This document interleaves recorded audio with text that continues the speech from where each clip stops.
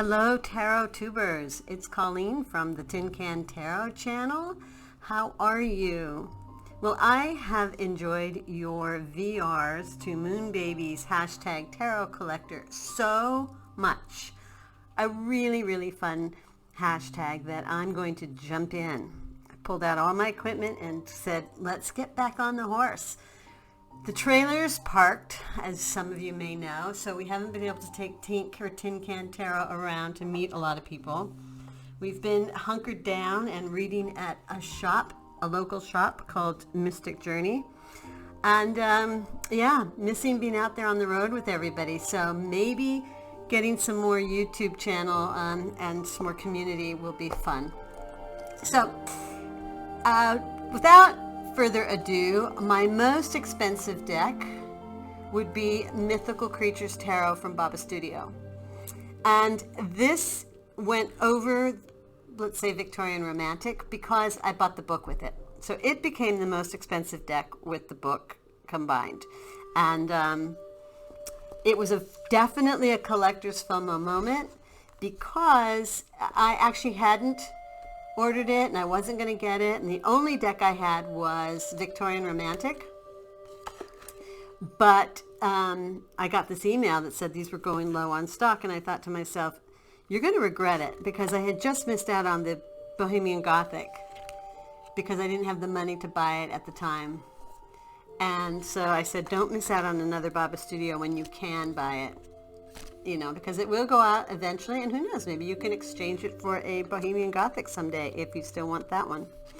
So in true collector style, I grabbed it, and I have to say it is ultimately gorgeous, fantastic, beautiful. I don't think I've spent more than $100 on a deck, so this one with the guidebook might have been just over $100, and so that makes it definitely the most expensive deck in the collection. The next prompt would be what the least expensive deck would be, and this would be the Cosmic Tarot that I found as a deal on Amazon, actually. It was being sold brand new for $7.99 or $6.99 or something like that. Sorry, I'm blown out. I haven't been able to get it to not do that. And so I actually love this deck. I think it is one of our great retros. Sorry, I'm going to cough. And love having it. I have used it for readings. I've used it for clients. And I just think it's a whole lot of fun. So that was my least expensive deck. And it's really a great retro deck. And it has, I think it's a nod to some of the stars, the silver screen stars of our day.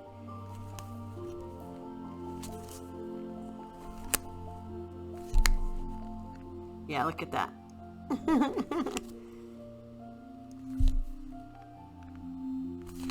All right, number 3.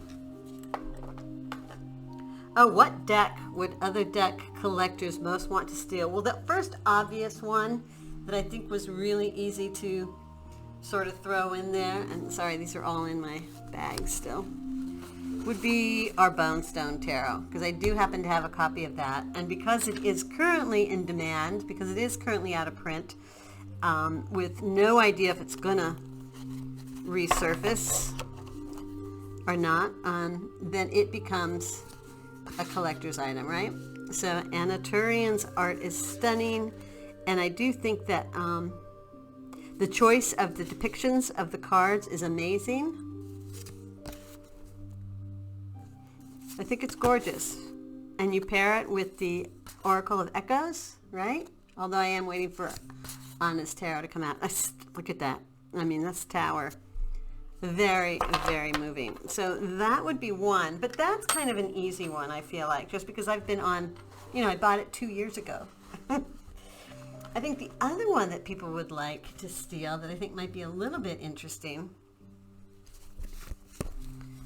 would be... Yep, the Slow Hollow Tarot. Because I've had people email me if I would sell it. So that's why I think this is one other people would like to have.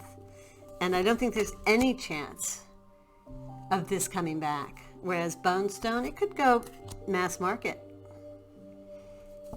But this one, I don't think so. I think this one is it. And it was almost going to be one of my strangest decks too, because I do think it is different than any other deck I have.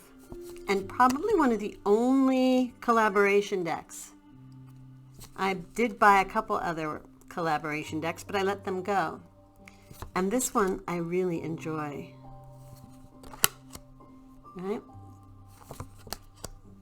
And you can really tell the difference between the artists still. It's not like they blended so perfectly, but I think they're all really interesting and unique. It's Ace of Vessels. Crazy, right? I think so. I think this fits a couple of categories. But it's good to see it again, right? If you haven't seen it in a while, or if you've given yours away, like I've heard some people say. I think it's definitely one for the collection. I'm certainly glad to have it. All right. So then where does that take us next? Oh, it's my strangest deck. Well, again, I have a couple of those too. See, I've cheated all the way through it, but I'm just not even going to. One of my strangest decks would be... thought I had a couple of them. Oh, yes, I do. Well, this is one of my strangest decks, and it's called the Universal Fantasy by Lo Scarabeo. And it's strange because it has just fantastical creatures in it, right? So all sorts of fantastical creatures. And it's really, really fun. I did edge it in black. It doesn't come like that. I wonder if I need to go closer. I'm going to try to go a little bit closer on the cards for y'all, because these are kind of detailed. The light is just not quite right for me. So you can see it's strange. Like, we don't know who these people are. These do not come up and...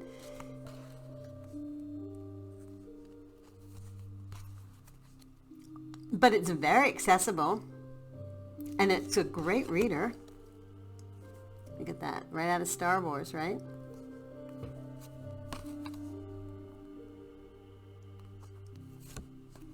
Oops, sorry. This is one of my favorite cards. It's very sort of fantasy meets Game of Thrones. Right, so that's the Universal Fantasy Tarot by Lo Scarabeo. And then I think the other strange deck I have, and I couldn't decide between the two, is the Voyager Tarot. Again, a very unique deck, a very unique system. One I haven't quite conquered yet. And really the only reason I have this is because a friend of mine got a reading by somebody with this deck and just gushed and gushed. So I thought, well, I'll pick it up and it'll be one of the things I will study. But look at that. Like, what is that? Fool is the child. But it's this creepy doll. So, but apparently there's lots of things about it that are very detail-oriented and spot on. I do like that sun. Okay, so that is another crazy deck, the Voyager. And it's a whole system, it's a whole following, it's a whole nother world. What's the next one? Oh, what are others least likely to have in their collection? I think that not very many people have the 1985 Salvador Dali deck from 1985. It's the older deck. And it happened to have come with the book by our own, very own Rachel Pollack, who also has a little magazine clip from 1985 with Rachel talking about working on this with Salvador Dali and tarot, and it is signed to Colleen.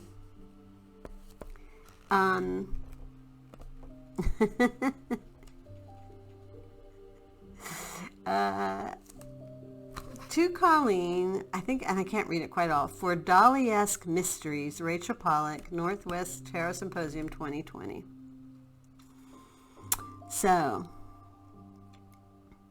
that I don't think many people have. Now this deck is not in great shape. The box, it's a little bit beaten up, but it's a unique, this was published in Spain, and so everything is in Spanish, but it is the one with gold edges.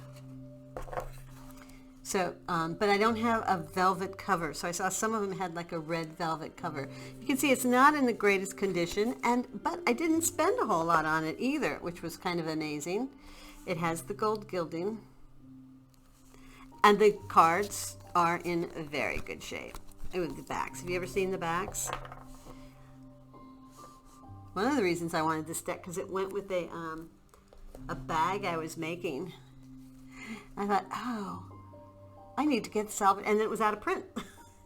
This was before it came back in print, and then I got it. So, Universal Dolly, and again, all in Spanish.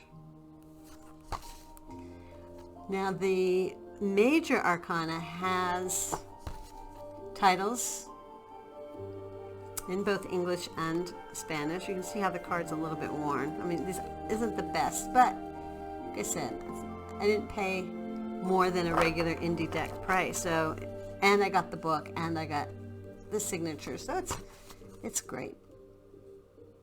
Empress, and then when we jump to, ooh, look at that deck.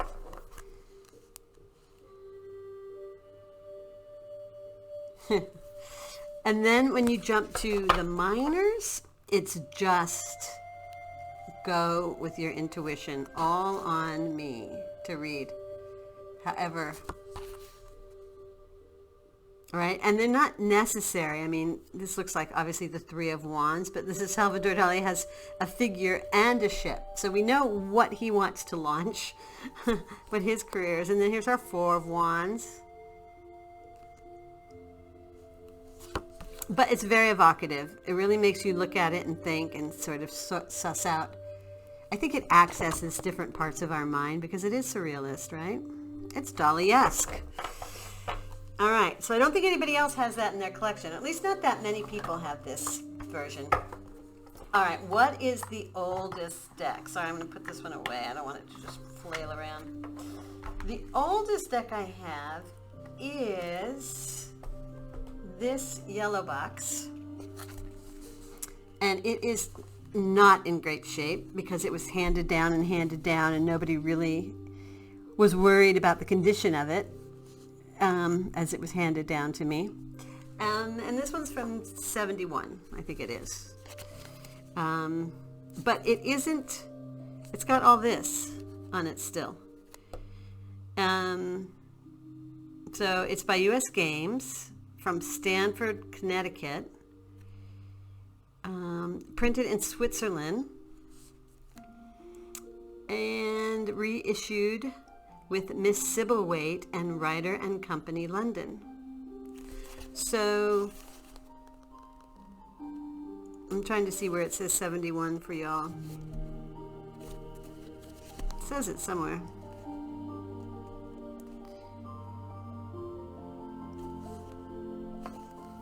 No. And again, it's not in great shape. A little bit tricky. So I don't really use this deck that much. But the cards, pristine. In a little white book still. 1971, it says it in a little white book back there. Sorry, this isn't focusing, is it? But the cards and the coloring are perfect. So we're okay about that. It's like everybody kept it, but nobody used it that much. It's got the purple back, which I really like seeing the purple. So often you don't get that. And, you know, when you're studying the deck, you do need the colors to be what they are so that you can go with the esoteric symbolism of them. So it's important that these are gray. It's important this is purple. It's important this is red. Important that's green. Right? Same thing with wings, and that the triangle's orange. Right? So that you can really ascertain what the outcomes the cards are trying to give us.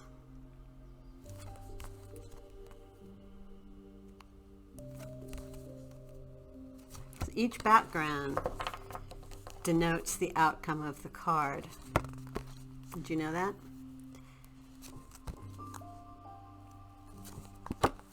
Background is the ultimate outcome. Now, of course, it's influenced, so I'm not saying it's absolute. Okay, so that's my oldest deck, 1971. Oh, my newest deck. Okay, well, my newest deck I just got because Amazon was doing something really weird with it in terms of its shipping, and so I was very late to get what I had ordered. God, I want to say almost months and months and months ago. And that would be The Heaven and Earth. And I haven't even gone through it very much. I've seen walkthroughs of it, but I haven't spent a lot of time with this deck myself. I know this is not the best. Hopefully this turns out good enough that I can use it and don't have to redo it. So this is Heaven on Earth, and this is me on the ever quest for my favorite Rider-Waite. And I haven't spent a lot of time with it, so I'm not going to have a lot of opinions about it, other than it evoked a lot of moodiness I thought I would love. But like I just said, how the backgrounds when you're studying it are so important, you really lose a lot of the symbolism when you go with a deck like this, when you're actually reading the symbols of the cards. And you have to go kind of a different way and just kind of go with what you already know about the card.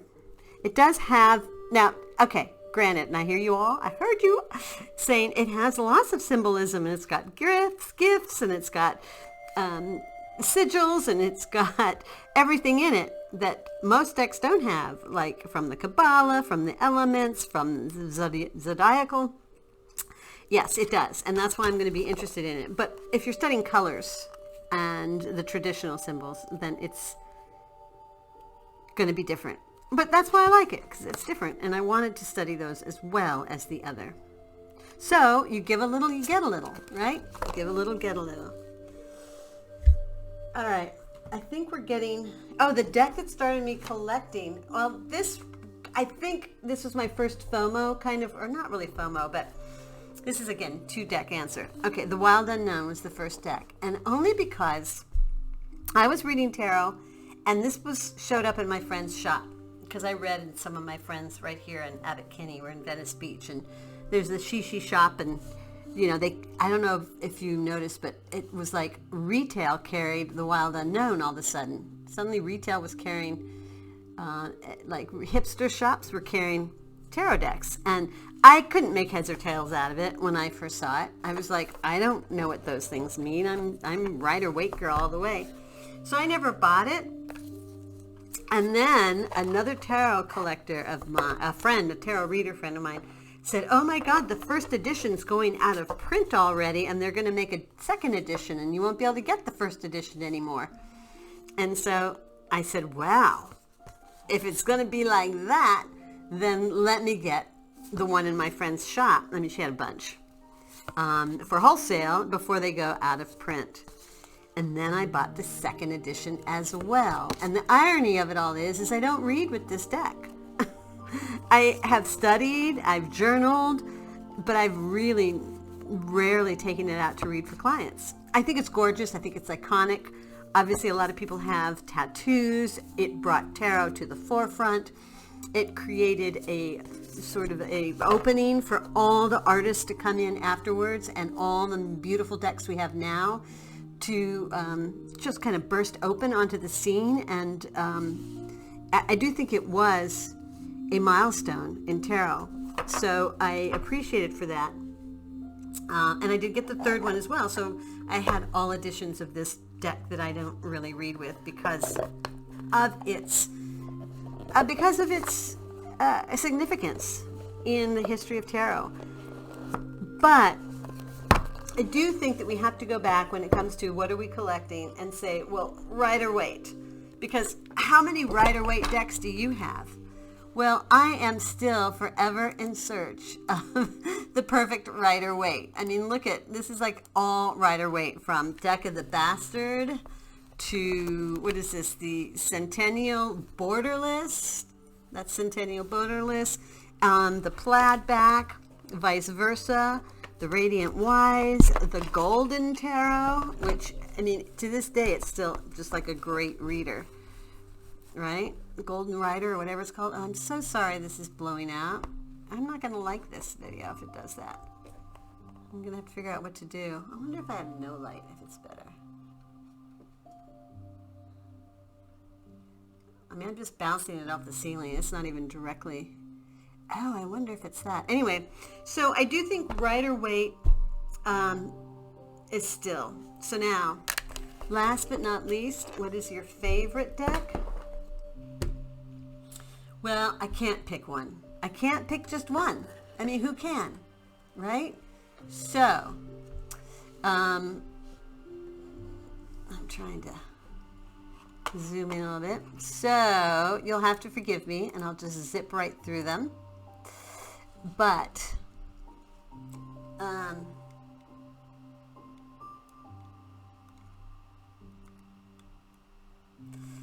so, my most delightful deck that just makes me smile whenever I look at it is, of course, the Marshmallow Marseille, the colors, the brightness, the cheer.